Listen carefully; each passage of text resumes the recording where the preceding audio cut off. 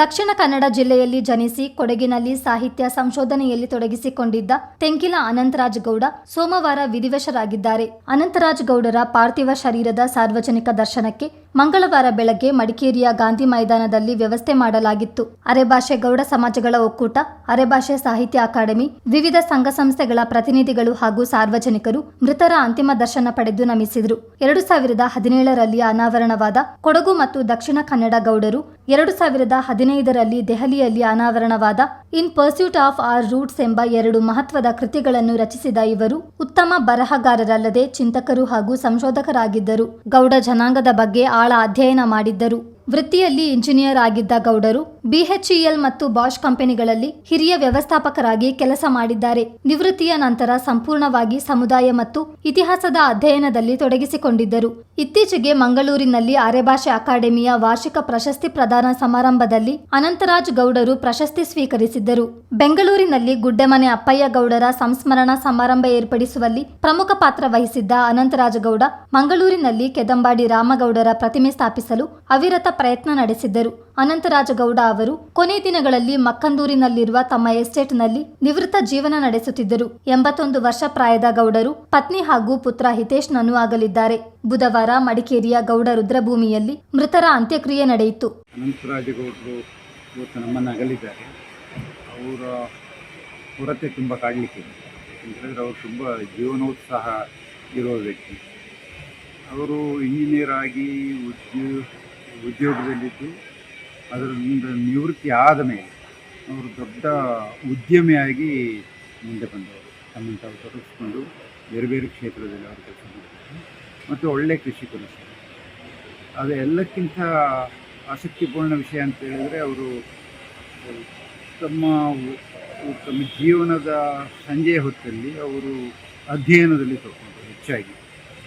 ಮೊದಲಿಗೆ ಅವರು ಕನ್ನಡ ಬರವಣಿಗೆ ಅಷ್ಟು ಚೆನ್ನಾಗಿ ಬರ್ತಾ ಇರಲಿಲ್ಲ. ಆಮೇಲೆ ತಮ್ಮನ್ನು ತಾವು ಅದರಲ್ಲಿ ತೊಡಗಿಸ್ಕೊಂಡು ಅದರಲ್ಲೂ ಇತಿಹಾಸ, ಅವರು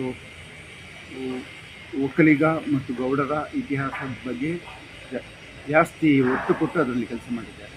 ಹಾಗಾಗಿ ಕರ್ನಾಟಕದಾದ್ಯಂತ ಅವರಿಗೆ ಎಲ್ಲಿ ಹೋದರೂ ಅವರ ಶಾಸನಗಳನ್ನು ಓದೋದಾಗಲಿ, ಅಲ್ಲಿ ಸ್ಥಳೀಯ ಇತಿಹಾಸವನ್ನು ಅಧ್ಯಯನ ಮಾಡೋದಾಗಲಿ ಮತ್ತು ಸ್ಥಳೀಯರನ್ನು ಪರಿಚಯ ಮಾಡಿಕೊಂಡು ಅವ್ರ ಜೊತೆ ಒಂದು ಸಂಬಂಧವನ್ನು ಇಟ್ಟುಕೊಳ್ಳೋದಾಗಲಿ, ಅದರಲ್ಲೆಲ್ಲ ಭಾಳ ತುಂಬ ಯುವಕರು ನಾಚುವಾಗಿ ಅವರು ಕಾರ್ಯಪ್ರವೃತ್ತರಾಗಿದ್ದರು. ಅವರು ಬರವಣಿಗೆಯಲ್ಲಿ ಸಹ ಅದನ್ನು ಇವತ್ತು ಇತಿಹಾಸಕಾರರು, ಇವರು ಇತಿಹಾಸಕಾರರು ಅಲ್ಲದಿದ್ದರೂ ಇತಿಹಾಸಕಾರರು ಅದನ್ನು ಗುರುತಿಸಿ ಇವರ ಕೊಡುಗೆಗಳನ್ನು ಶ್ಲಾಘಿಸುವಷ್ಟು ಒಳ್ಳೆಯ ಕೆಲಸಗಳನ್ನು ಅವರು ಮಾಡಿದ್ದಾರೆ.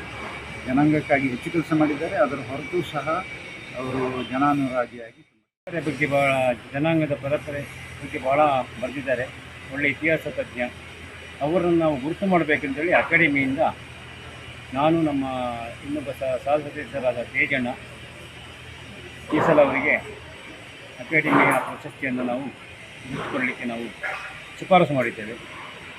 ಇನ್ನು ನಾವು ಅದು ಒಂದು ಅವರ ಸಾರ್ಥಕ ಸಾಧನೆ. ನನ್ನ ವೈಯಕ್ತಿಕವಾಗಿಯೂ ನಮ್ಮ ಸಮಾಜಕ್ಕೂ ಅವರ ಕಳ್ಕೊಂಡದ್ದು ನನಗೆ ಭಾಳ ನಷ್ಟ.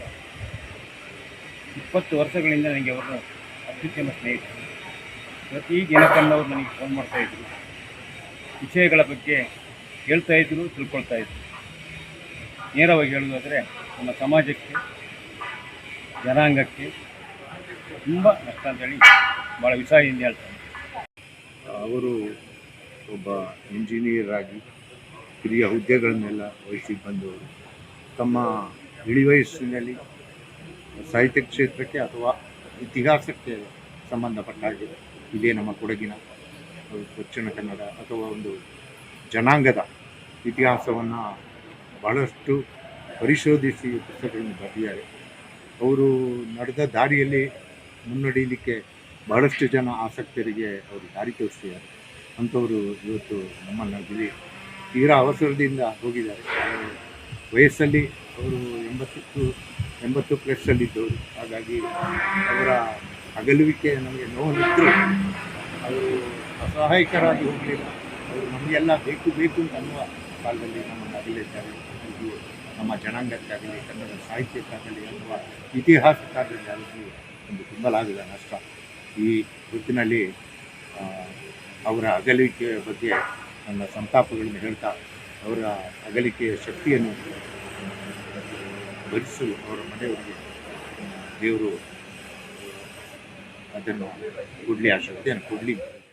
ಅಲ್ಲಿಗೆ ಇಂದೊಂದು ದುಃಖಕರ ದಿನ. ತೆಂಕಿಲ ಅನಂತರಾಜೇಗೌಡರು ಸಮುದಾಯದ ಭಾಳಷ್ಟು ಅಭಿವೃದ್ಧಿಯಲ್ಲಿ ಒಂದಷ್ಟು ಕನಸುಗಳನ್ನು ಕಟ್ಟಿಕೊಂಡು ಕೆಲಸ ಮಾಡ್ತಾಯಿದ್ರು. ಅವರ ಹಿರಿತನ ವಯಸ್ಸಿನಲ್ಲಿದ್ದರೂ ಸಹ ಜನಾಂಗದ ಕೆಲಸ ಕಾರ್ಯಗಳಲ್ಲಿ ಅವರು ಸಾಕಷ್ಟು ಯುವಜನತೆಗೆ ಪ್ರೇರಣೆಯಾಗಿದ್ದು, ನಮ್ಮ ಮುಂದಿನ ಪ್ರಚಲಿತ ವಿದ್ಯಮಾನಗಳಲ್ಲಿ ಅಭಿವೃದ್ಧಿಯಲ್ಲಿ ಭಾಳಷ್ಟು ಜನಾಂಗದ ಬಗ್ಗೆ ಮುಂದಿನ ದಿನ ಮತ್ತೊಂದು ಹಂತ ಕೊಂಡೊಯ್ಯುವಂತಹ ಒಂದು ಆಸೆ ಆಕಾಂಕ್ಷೆ ಅವ್ರಿಗಿತ್ತು. ಇವತ್ತು ನಾವು ಅವ್ರನ್ನ ಕಳ್ಕೊಂಡಿದ್ದೇವೆ. ಅವರ ಈ ಒಂದು ಕೆಲಸ ಕಾರ್ಯಗಳು ನಮ್ಮ ಯುವ ಜನತೆಗೆ ಮುಂದೆ ಒಂದು ಪ್ರೇರಣೆಯಾಗಲಿ, ಹಾಗೆ ಅವರ ಕುಟುಂಬಕ್ಕೆ ಈ ಒಂದು ದುಃಖವನ್ನು ಭರಿಸುವಂಥ ಶಕ್ತಿಯನ್ನು ಕೊಡಲಿ ಅಂತ ಹೇಳ್ತಾ. ಚಿತ್ತಾರ ನ್ಯೂಸ್ ಮಡಿಕೇರಿ.